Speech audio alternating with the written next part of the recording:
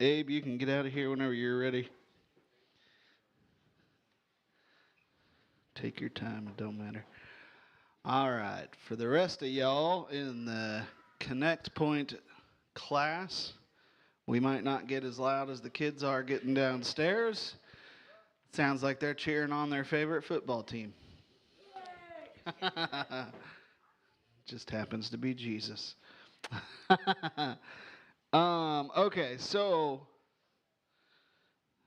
let me pull up my remote here.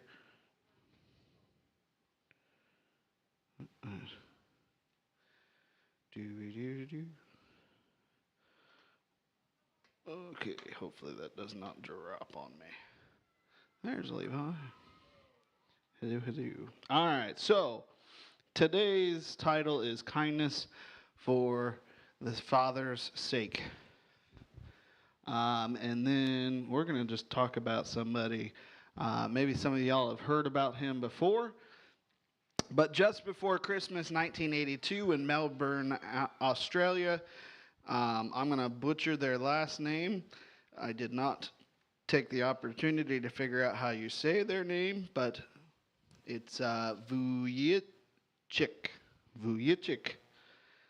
Vujicic. Say that a few times fast. The Vujicic family was ready to welcome their son into the world. Long before 4D sonograms, the family saw their baby through 3 sonograms, and they did not reveal any complications. As soon as he was born, they were stunned. He was born with a rare syndrome called tetraamelia syndrome, a disorder marked by the absence of arms and legs. According to Nick Vujicic, in his autobiography, his mother refused to see him or hold him shortly after his birth. She and her husband left the hospital to process what life was about to look like for the rest of Nick's future and theirs as they committed to caring for him. As Nick grew and enrolled in elementary school, his classmates bullied him.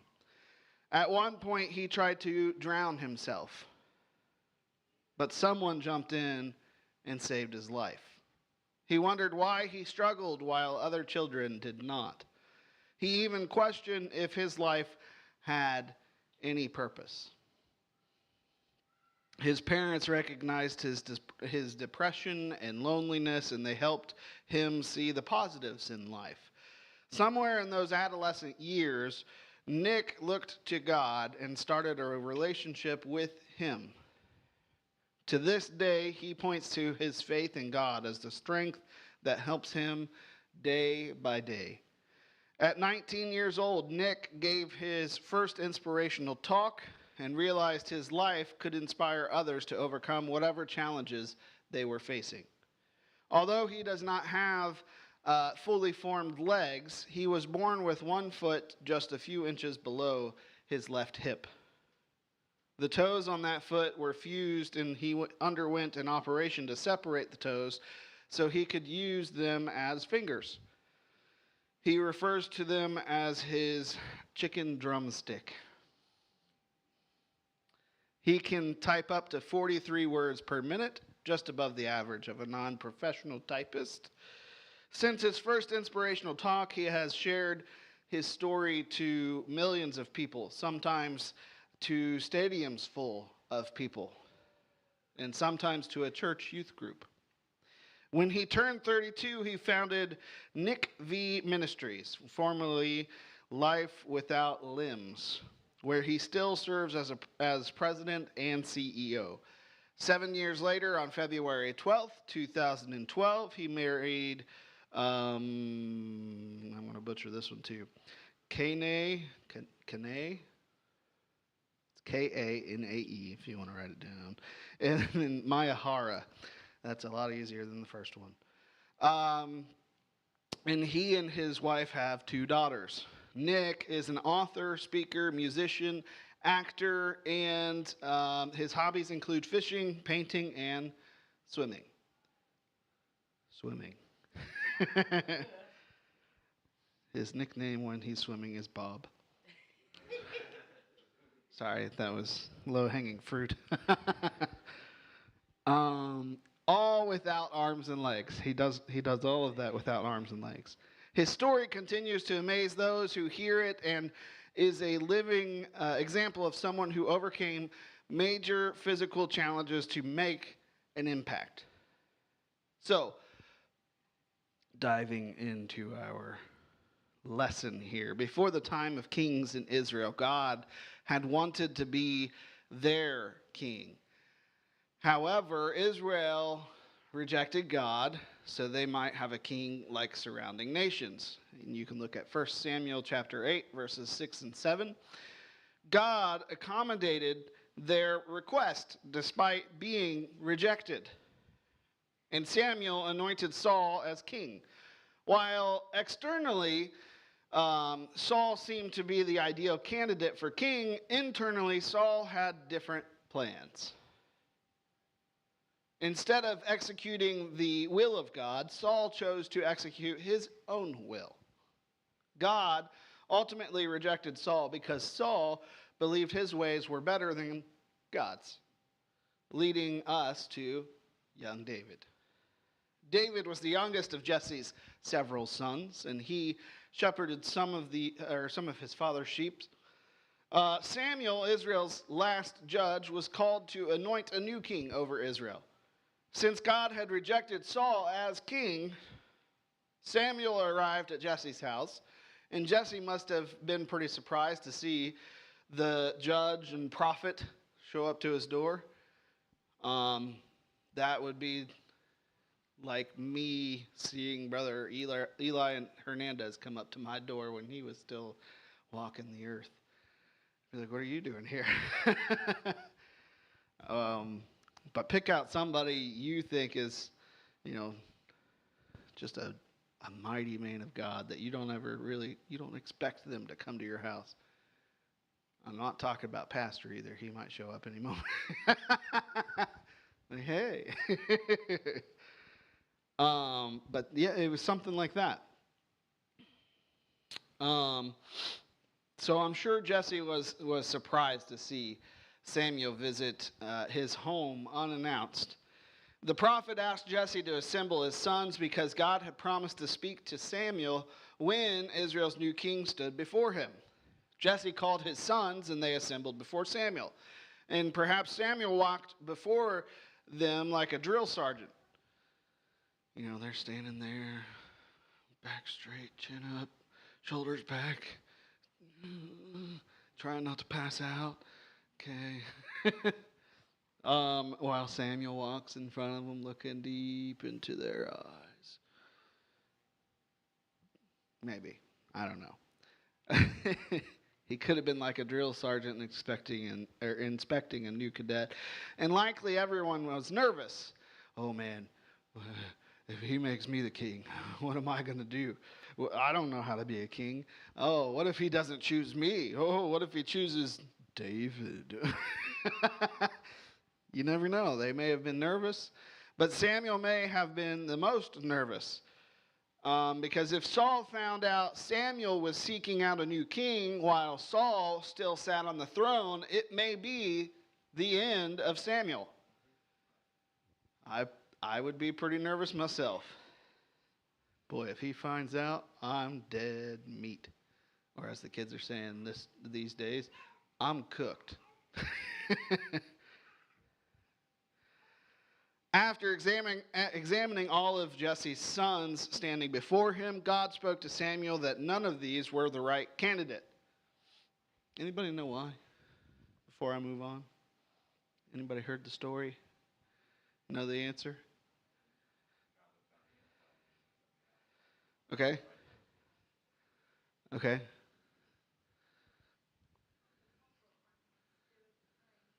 Okay. Sure. Okay. Anybody else before I move on?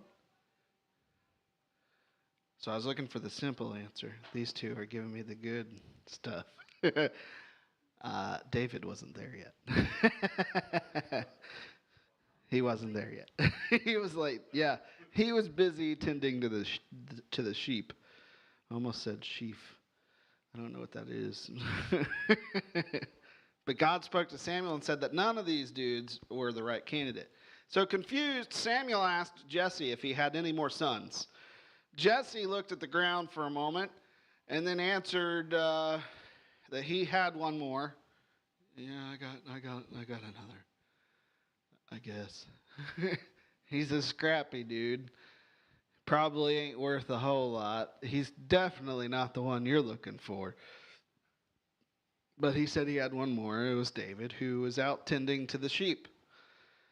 Now, we cannot know with certainty why Jesse didn't call David. Maybe he did think those things about David.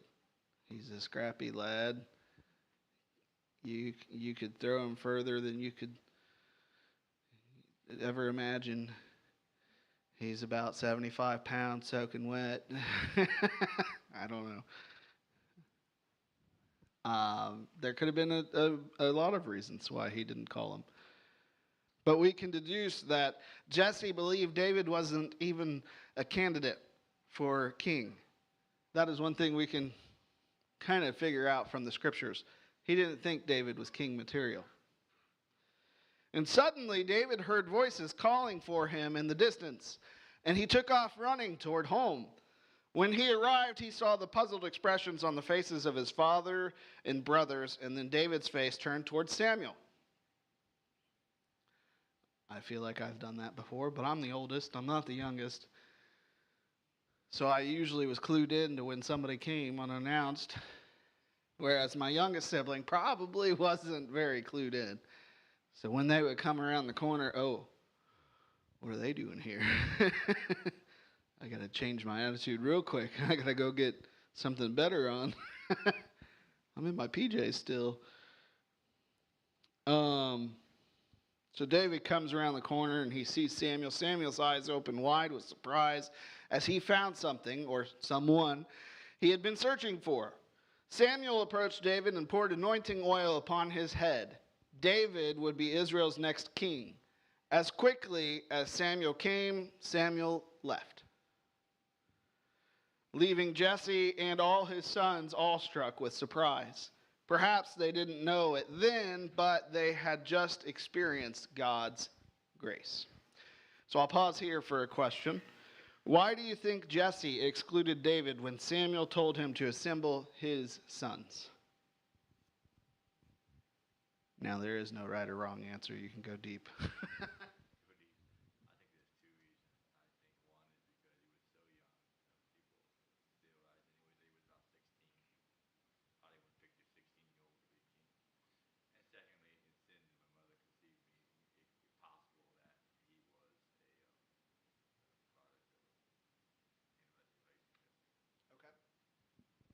All right.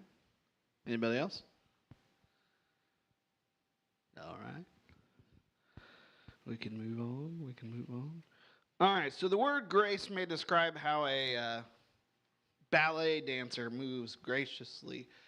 It may also be utilized to express gratitude following a gracious donation. However, the Bible usually uses the word grace to refer to the way God continues to view and respond to humanity favorably. In short, God's grace is God's decision to respond to us favorably when we don't deserve it. It is unmerited favor. When Adam and Eve ate from the forbidden tree and realized they were naked, God responded with mercy and undeserved favor by fashioning their clothes.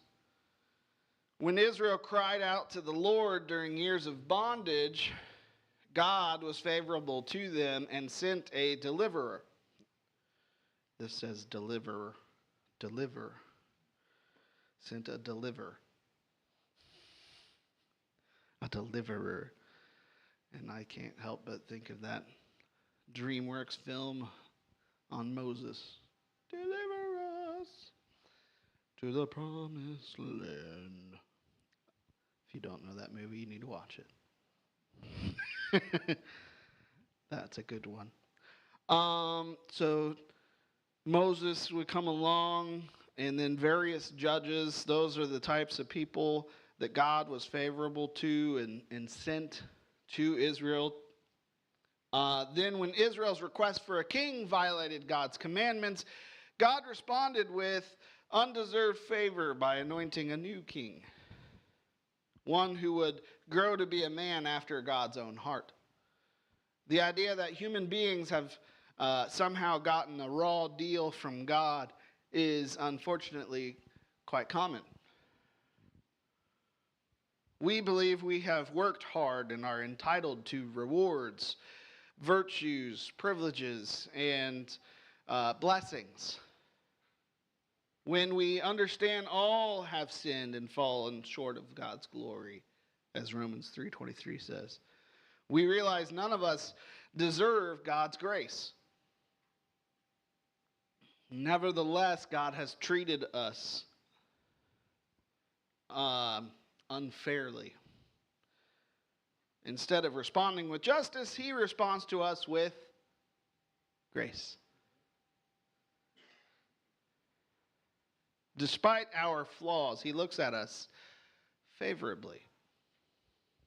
Where only sinfulness exists, God sees the potential for holiness. God uses grace for transformation through his favor, so we may become the people he calls us to be. He gives so graciously, our cup runneth over, as Psalms 23, verse 5 says. Likewise, God also gives grace to us so we may lead others along on the process of transformation, healing, and reconciliation. Our cup does not run over for us to be secure in God's abundant grace, but so we may be vessels who spread God's abundant grace to all those around us. And I'll pause for another couple questions here. Have you ever felt like God treated you unfairly by not giving you what you thought you deserved? You don't have to answer this. I want you to think about that. Have you ever felt like God treated you unfairly by not giving you what you thought you deserved? I know there's a few times in my life that fits the bill. And then I want you to think about what that experience was like once you've found it. Think about what that was like. God's tremendous grace kept David and carried him from a shepherd's field to the battlefield, and from exile in the wilderness to the throne in the palace. Indeed, David knew by faith and experience that God was with him always, even when he walked through the valley of the shadow of death, in Psalm 23:4, as he mentions. Once David was in the palace, he felt compelled to spread God's grace to others, specifically those in Saul's household.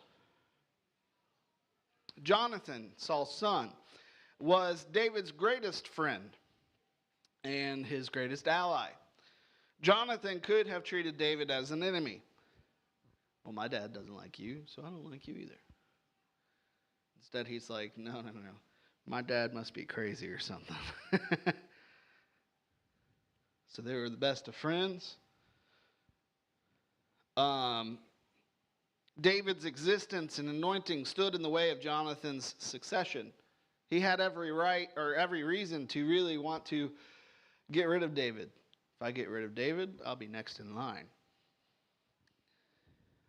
I could be king.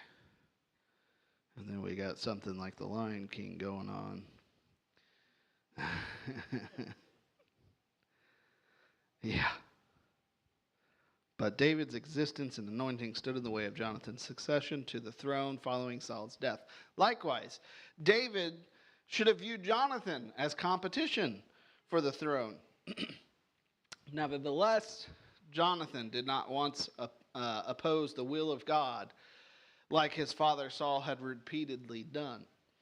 David wept when he learned of the deaths of Saul and his best friend Jonathan in 2 Samuel chapter 1. Some were happy for David because he was finally free from Saul's maniacal manhunts, but David mourned his friend and his friend's father. Several years later, King David wanted to honor them both by being gracious to what remained of their family in other kingdoms. A new ruler was expected to fell the previous ruler's family tree to prevent pretentious usurpers who might challenge the new ruler. David had no such plan. He wanted to spread God's grace to Saul's family. Mephibosheth, that one's a mouthful, Mephibosheth, was Jonathan's son and Saul's grandson. When news came that the Philistines had defeated Israel at Mount Gilboa, Mephibosheth's nurse feared for their safety and fled the palace. While making their hasty escape, the nurse somehow dropped Mephibosheth. Dun, dun, dun. And the injuries that he sustained left him lame in both of his feet. At only 5 years old, he could no longer walk. Mephibosheth, his nurse, and his family went into exile in the north. Initially, they feared being killed as the Philistines continued their conquest of Israel. However, when Mephibosheth and his family learned of David's coronation, perhaps they feared that David would put them to death to secure his claim to the throne. This assumption may explain why they stayed in exile and did not return to Jerusalem. It's understandable. Mephibosheth's disability also changed how Israelite society viewed him. Israelites considered disability to be the result of sin. The prevailing theories were that the parents, another family member, or the person experiencing the disability sinned. When a person was born with a disability, religious experts even advocated that the person had somehow sinned in the womb before birth. That's quite the theory. You have no clue what's going on. I have no clue what were they doing, smoking? I don't know. Are you not allowed to do a somersault in your mom's stomach? I don't know. I don't know how you sin inside the womb, but whatever. Sadly, they even suggested the resulting disability was a consequence of parental sin. And that's rough too. And I have heard people talk about generational curses and whatever, and that people really believe that their parents did something wrong and it's passed on to their children. And while there is some generational stuff that gets passed on, I don't know if you suffer things because of a sin that your parents committed. But who am I? That's just my thoughts. All right, back into it. This view continued into the time of Jesus. You can look at John chapter 9. Mephibosheth was eking out a living on the margins of society. Not only because he was of Saul's family, but also because he had a disability, which would have marked him as a grievous sinner. And some years later, David sought out Saul's family because he wished to show them the kindness of God, as mentioned in 2 Samuel 9:3. David learned of Mephibosheth and invited him to the palace, where he restored Saul's lands to him and invited him to live with him in the royal palace. Mephibosheth would dine with the king every night. We shake our head and smile at David's lavish grace. Not only did he give Mephibosheth access to a life of luxury and comfort, but he also lifted him out of the margins of society. And he replanted him into a position of prominence. Mephibosheth was able to manage the lands that were rightfully his and use them to make a profit, which he and others used to support the family for generations to follow after. David's gracious act gave Mephibosheth power over his future and access to meaningful purpose for his life. And we'll pause here for a second and for another question. How can you further incorporate those experiencing disability in your faith community? How can you incorporate those experiencing disability basically into the church? I think for us, the obvious one is get rid of them stairs that Jared's been working so hard on. I don't think I understand that question. There's a video that goes with this. And I have time for the video. Let's see.